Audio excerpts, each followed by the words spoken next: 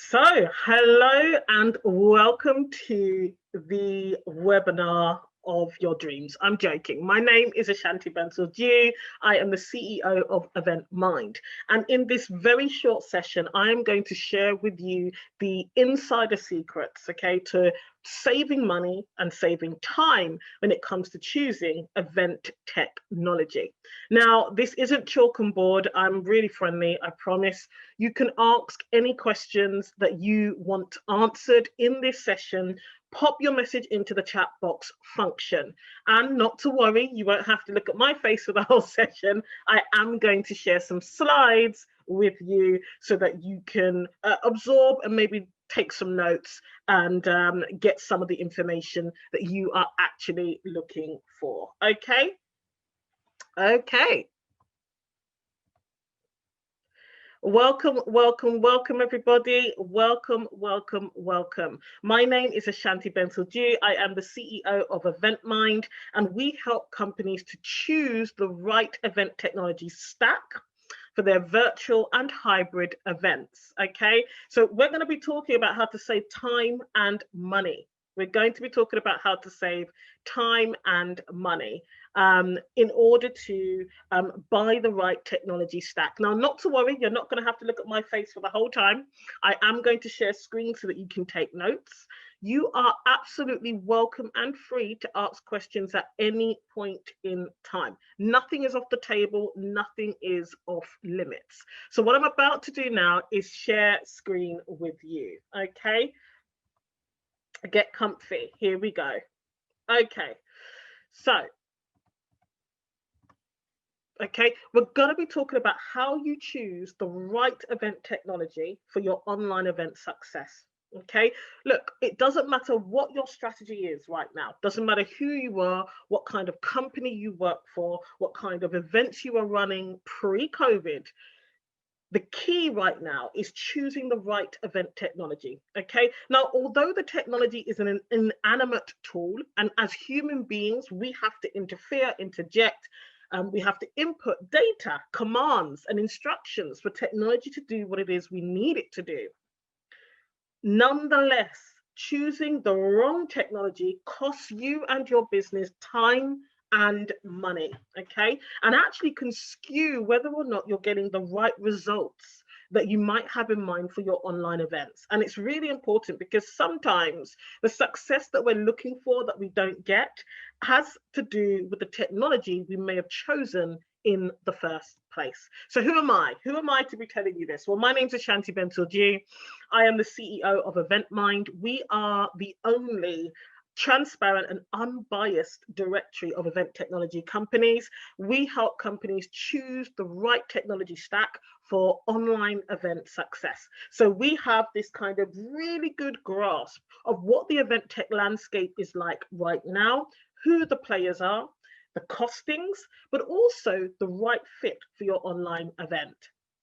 So it's estimated by 2024, 75% of events that take place will be online. Now, this spans across B2B, B2C, and social. And you can see, depending on where you're based right now in the world, I'm based in the UK, for example. And right now in the UK, we are in a second lockdown. Now, that has meant that many companies, where they may have thought that online events was a very temporary arrangement, it has now become embedded, integrated into a long-term strategy, whether that's digital marketing, recruitment, community building and engagement, or even generating leads and sales for the business. Okay, so we can see that online events are not going to slow down, they're just going to get more common, more standard, and actually more sophisticated if you're doing it right.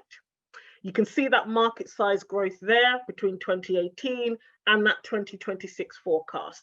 What this means is that choosing the right technology is going to be crucial. Okay, right now there are over 300 event technology companies. Now this number continues to grow. It continues to grow. I can tell you that this number has more or less doubled over the last 9 months where we've had COVID, this global pandemic. The challenge is how to choose the right technology in the first place. Now, one of the key things that we're going to talk about is seeking unbiased advice. Why do I say this? It's really important to remember that when you go on a sales demo, for example, okay, so let's say you signed up with a couple of platforms, you filled in that calendar function on the website and you signed up for a demo. Remember, you're in a sales demo. And what that means is that the job of the rep is to sell you something. So the advice isn't necessarily unbiased. And that does make a difference, because the key here when it comes to choosing event technology is that it's like hiring a team member. And if you've ever had to hire someone before, or you've been in charge of inducting or training someone new, it takes a lot of time and investment. There is a weaning period, okay, where that new staff member has to get used to your team, your company, your values, the way you work. And that is the same when it comes to technology. And so it's not just a case of going on some demos, looking at the cost, and then thinking, right, that's the right one. There are lots of other dynamics at play when choosing technology in a way that means you don't waste time and money down the road. So the number one big thing, number one piece of advice is seek unbiased advice in the first place. If you haven't nailed down what your actual strategy is, and I'm going to talk about that in just a moment, if you haven't nailed down that strategy, then ending up in a sales demo might not be the right place to be. Okay, it might not be the right place to be. So what are the risks of choosing the wrong event technology? On average, buyers in companies are spending over 16 hours on event technology demos. Now, you put that into context as 3 working days.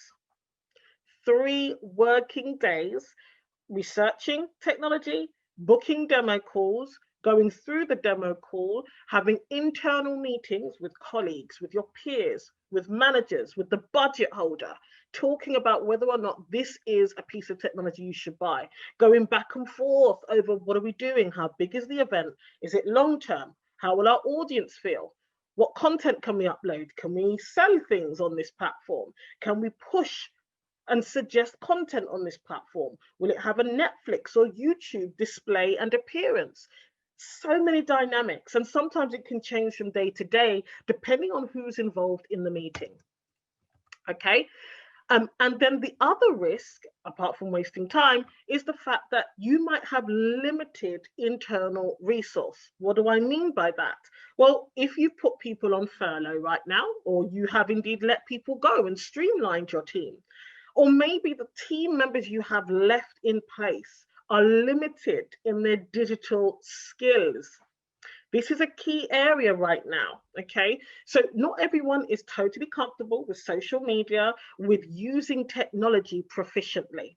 And so you may well have a team of individuals who are not confident or as competent as they need to be when it comes to using the technology. So that really is a risk, okay? As it pertains to choosing the wrong event technology. Not all technology is made equal. Some technology is far more suitable for beginners, newbies to use, to get their head around, to be able to launch or run an online event at any scale. Okay, so we're going to think about now, we're going to get into the meat of it. So the 3 big points, just to summarize there: seek unbiased advice. Think about the digital skills that you have in your team and be really honest with your team. What actually can we realistically do ourselves? Okay, so here's the thing. Is your event, okay, you might be planning a series of events, maybe smaller digital ones, or maybe it's a large annual online event. Is it first time, one-off, or long-term? Okay, so I want you to really think about that. This is really key as a team to understand. Is this a first time, a one-off, or a long-term strategy? Because here's the thing, some technologies are really geared up for a one-time event, maybe of up to 100 people. up to 500 people, whereas other technologies are more of a long-term strategy. There's a lot of bespoke and custom elements. It is a technology that can host a content library, that can allow you to launch a marketplace, that allows you to give access to that content over a longer period of time to a larger amount of attendees, visitors, etc. This is why you've got to be really clear. Are we doing this for the first time? Are we doing this for the only time? Or are we doing this on a long-term basis? Now, not only does that affect the type of technology you go for, but it also impacts the cost of that technology. So some platforms, when you've identified that they're more suitable to a first-time event or a one-time event, the cost is much more reasonable. Whereas if you decide to go for an annual license, okay, then of course the pricing is reflective or indicative of that long-term strategy. And if you enter into a long-term relationship with a technology partner, there are other considerations to take into account, such as how much support do they actually provide? What does that support look like? And does that support align with our way of working, with the internal resource that we have available? It's really important to think about these things. So when you're starting off to choose, or when you're starting to choose event technology, think about it. First time, one time, or long term. The next thing, and this is a key area, is about prioritizing your needs as a company, okay? Not the wants. Here's the reason why. First of all, what happens is people get so excited by new technology. And so they see, oh, it does that now. Oh, it can send us to Mars. Oh, we can contact people any time of day. The issue here, though, is what do you actually need in terms of functions and features to facilitate the event that you are actually launching, the event that you're running? What do your stakeholders want? What do your sponsors and your partners want? What return on investment have you promised? Are they looking for? And therefore aligning those needs with the functions and features that are available on platforms. And I'll let you into a little bit of a secret here, okay? Because here's the thing. Here is the thing here. Most platforms can do the same thing, I promise. Most platforms. And one of the things we've done at EventMine is we created this event tech landscape so we can see all of the different parts of the event tech industry and how they're growing, okay? I can tell you there's a mid-tier, mid-priced, mid-tier platforms who all basically do the same thing. And this is why when you focus on your needs and not the wants, you actually have more choice and you have more leverage on pricing, particularly if you are managing budgets, which all companies are at the moment. And this is a financial investment. So you have to make sure you're making the right choice. So prioritize your needs, not your wants, because the extra jazzy bells and whistles you can add on later when you've generated maybe some more revenue and you can afford to invest in those jazz. But you don't want to get distracted. One of the things we see a lot is clients buying technology and not using half of the features. And there's a lot of reasons behind that. But the big reason is that they didn't actually need those features, but they've actually paid for that. Okay, so you want to prioritize your needs and not your wants as a company when you are going out there to choose your event technology. A couple of other things to think about when you're choosing event technology: access and control. So how much access will you have to your platform once you've purchased it? Is it a case of you actually can't make changes? You can't upload new content. You can't adjust content. What if you need to change some branding? Do you and your team have access to your dashboard, have access to the back end of the platform that you've invested in? How much control do you get over the onboarding messaging and branding that goes out to your attendees, to your community? In a real live event situation, it's not helpful when you can't make changes. One of the things that we experience quite often at EventMine with clients is that we'll have lots of exhibitor booths, for example, if we are running a trade show. And when the event goes live, yes, exhibitors want to change a video. They want to change an image. They want to upload a certain PDF or brochure. If we don't have the right access, controls, and permissions, we are unable to provide that support. And so it's really important when you are talking to event technology companies, okay, when you're talking to event technology companies, ask them, how much access and control do we get? Okay, what's the process for being able to say, can we change something? If a password comes up with an error message, who do we contact? And now we're moving into this customer support question. When you're choosing your event technology, remember it's like hiring a new team member. So you need to understand the communication style of that particular technology partner. Is there support only via email? How long does it take for them to get back to you? Is there a real person monitoring that email inbox or that chat box function? If so, how long will it take them to get back to you, particularly if you're just before an event or the event is already live? Okay, these are the key factors to take into account when you're choosing event technology. And the third thing there is about price transparency. Now, right now, at the moment in the market, there isn't fully transparent. There is not full transparency and benchmarking in terms of pricing. Now, what's one of the things that we do at EventMine is we benchmark. It's so important to ask the event technology company, when you've told them what you need and you've confirmed what functions and features you would like, you need to be clear on whether or not the pricing they're giving you is transparent and encompasses all of those elements. Are there hidden costs? 9 months ago, some of the pricing strategies we saw technology companies employ was that if you wanted to record your live delivery, so right now I'm delivering this to you live, if we wanted to record this and actually re-upload it so that it's available for attendees later, there would be a cost. Okay, other technology companies, their pricing is impacted by the number of attendees or unique registrants. So you need to be asking, do you know what, over the course of 12 months, we want to have 1,000 people access this platform. How does that impact pricing on the license that I'm purchasing? If we want 5,000 people to access the platform over, I don't know, a 2-day period, for example, how does this impact pricing? So these are 3 key areas that we find are often missed from the conversation during a demo call or while reviewing event technology. Before you make the choice, how much access and control do you and your team get to that platform? How transparent and clear is the pricing when it comes from the event technology company? Do you know what you're paying for and why you're paying for it? What do those deliverables look like? And thirdly, what customer support are you being given in this process? How does that customer support look? And is that the kind of customer support you need?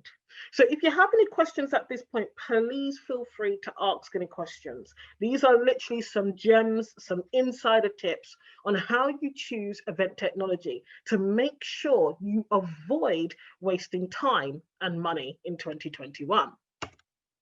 Okay, so I talked about transparency. Really ask the company, will we have a dedicated client account manager? No? Okay. What does the support look like? If we are getting someone who's dedicated, what does that support look like? So, are we able to contact them during working hours? Will it be by email or by phone? It's really important that you ask who, why, how, what, and where, because once you pay for this, you're kind of stuck with it. And one of the things that we've seen is clients coming to us, having already purchased some technology back in 2020, in the early days of the pandemic, and realizing that this technology really is not suitable for their needs, or that they didn't actually ask the right questions, and it's now not a good fit. Okay, it's now not a good fit. It's not a good fit at all. So it's really important to ask these questions. Don't be afraid to ask questions. Do not be afraid to ask questions. Okay. Okay. So let's move on to the next point. Top 3 questions. What support is available? Okay. What is the true pricing of the package? And notice I put here true pricing, not indicative, not estimated. You want your true pricing. So you know to the cent, to the penny, to the euro. What does this investment cost us as a company? And what are the deliverables? Okay. Now, here's another little gem. So in the technology space, technology companies, they love to iterate, develop, evolve functions and features on a platform or a piece of tech. Okay, it's the most amazing thing when you get an update, okay, from the product team that says, hey, we can now do live streaming.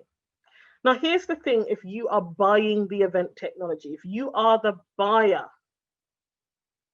okay, is once you know what your needs and wants are and what you're trying to achieve, okay, you need to ask that platform or that technology company, are those functions and features available now? Are they available now? Why? Because there's no use if your event is in February, which, okay, is 2 weeks away now. But the functions and features that technology company are going to be bringing into play don't come into play until August. That doesn't help you. Okay, it's really important when we talk about functions and features and what's being added, we establish whether or not the ones that we need to use right now are available now. Because if they're not available now, it's not wise to purchase that product on a wish, on a hope, or a promise that a new, feature is coming into play. You really don't want to be taking those chances, particularly if this is a one-off or a first-time online event, a one-off or a first-time event technology purchase. Now, if you've done some testing and trialing in 2020, you know where you're going as a company with your strategy, then okay, that changes the game a little bit. Maybe you can take a risk and purchase technology where you have a good rapport with the company and you are fairly certain that those functions and features you need are definitely going to be live and working when you need them for your event. Okay, so it's really important to understand what exactly is available, working, active, and live right now at the time at which you need to purchase that particular technology. Now, this is all about engineering. I always say this every time in sessions when I'm training, when I'm talking to clients in an advisory capacity. None of this is by accident. Okay, all of it has to be engineered. That's why I've gone through those key points about what to ask in the sales demo, what you should be looking for from event technology companies by way of information, and how to assess the information that they're providing you with. You need to engineer the successful outcome you're looking for when it comes to buying your event technology. And yes, getting the technology right will give you higher chances of success with your online events. So we keep it really simple. We call it the 3 S's: strategy, simplicity, success. That is it. Okay. Keep it simple. I can't tell you the number of times we've had clients come to us, they've purchased a whole load of technology. Some of it does, a few of them do all the same things, for example. One of them does nothing that they need to actually do. Simplicity. Keep your online events simple in their format and their structure. Choose simple event technology solutions. And what I mean by that is choose one technology solution. One of the things we do when we shortlist technology solutions for our clients is we only show them 3, only 3, because too many decisions. Okay, you get analysis paralysis, as they call it. Keep it simple. What do you actually need? What is the format of your event? What is the agenda of your event? Do you need 5 separate platforms to achieve a breakout room? Do you need 3 separate ways of engaging audience for a 1-hour internal sales meeting? Maybe, maybe not. Simplicity is key here. And then you have your strategy. Align your strategy exactly against what it is you're trying to achieve, whether that's your stakeholders, your partners, your customers. What do they want? If at the end of the day, they want to generate more leads, create lead generating activities and opportunities, not other opportunities and activities because they look jazzy, they look new. Stay focused. And if you keep that focus on your hierarchy of needs specifically, you will choose the best event technology for you. So if you're looking for any advice regularly, we have a brilliant podcast. It's a live video podcast every single week. You can find it on Facebook Live, or you can pop onto our website and watch the actual videos as well. And if you do have any questions, I'm just going to check the chat box function now. If you do have any questions, please feel free. Oh, wow, we do. Danielle, okay, brilliant question about how we drill down on what is needed versus what is wants, what they can't live and what they can't live without. Okay, brilliant question, Danielle. Here's the thing, it goes back to what they're trying to achieve. So who are the customers? Who are the people paying? If it's an internal event where it's free, what are you trying to offer those employees, your colleagues or peers? What are the outcomes that your stakeholders are looking for? You stick to those, basically. So those are your needs. We need to generate more leads. Okay, so we need to have, you know, a round table with that particular brand, talking to new customers with clear call to actions, downloadable content, easy to access socials. You know, that's what we need. We look for a platform that allows for breakout rooms and round tables. That's what we need.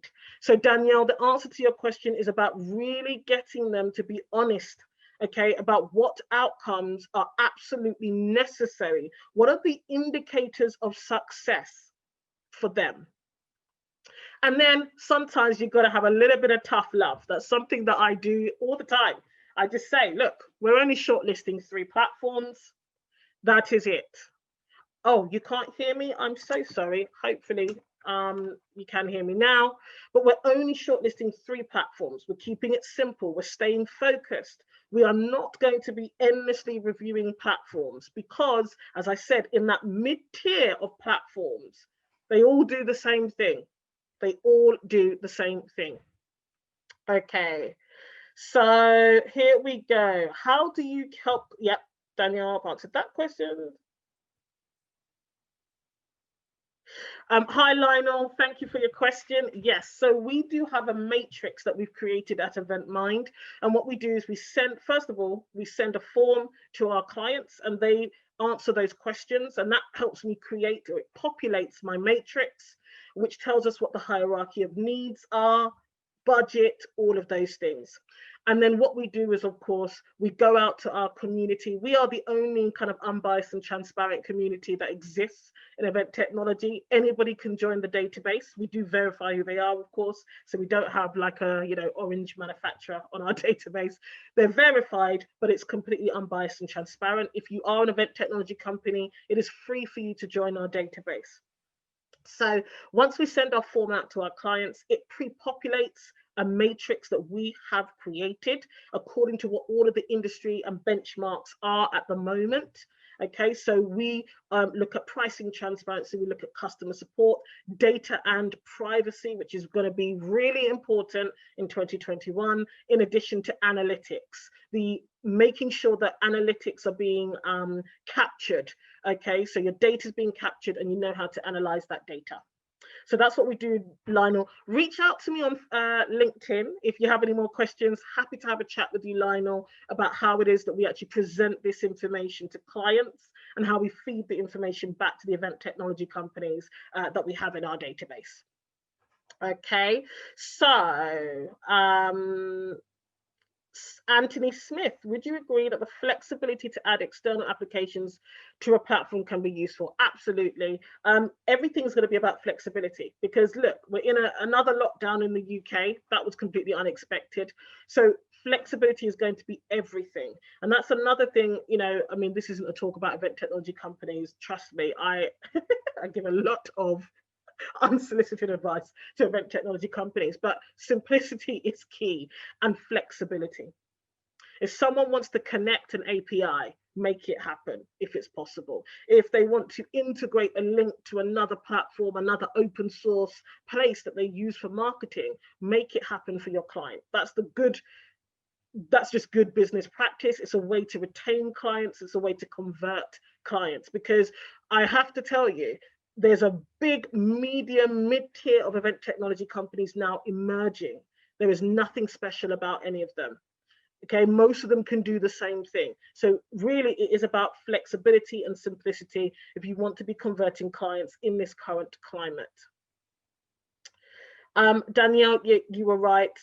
Sometimes the information isn't complete. That's true, but then that's where your expertise comes in. That is where you fill in those gaps and you give advice about best practice when it comes to choosing event technology. Okay, and they just have to make a choice. It's as simple as that. Most of these decisions right now that stakeholders are making are time bound. They have to make a decision because they need to launch the online event. So that helps when it comes to nudging them along in terms of choosing best case scenario. Plenty of questions here. What I'm going to do is make sure, number one, come and find me on LinkedIn. I always say, connect with me on LinkedIn, direct message me, happy to answer any questions that you have, not a problem. And I've saved some of these questions, so probably what I will do is I'll answer some of them on my LinkedIn feed. So do hit us up. If you want to come onto the podcast show, by the way, hit us up. We are always looking for new guests. Anthony has been on the podcast. It's a live video podcast. We have really fun chats about how we keep online events simple and how we choose the right event technology. Now we've come to the top of the hour. You've been looking at me for about half an hour, so I'm going to give you a rest for the rest of your day. It has been an absolute pleasure to speak with you all about event technology. Lionel, I will, give me 1 second and I will find my LinkedIn, my direct link for you so that you can add me on LinkedIn. Here we go. And I know the chat is about to end, so there you go. So you can all contact me on LinkedIn, direct message me, add me as a connection, and we will get cracking. So have a fabulous afternoon, morning, or evening, depending on where you're at in the world right now. And I shall catch up with you soon. Take care.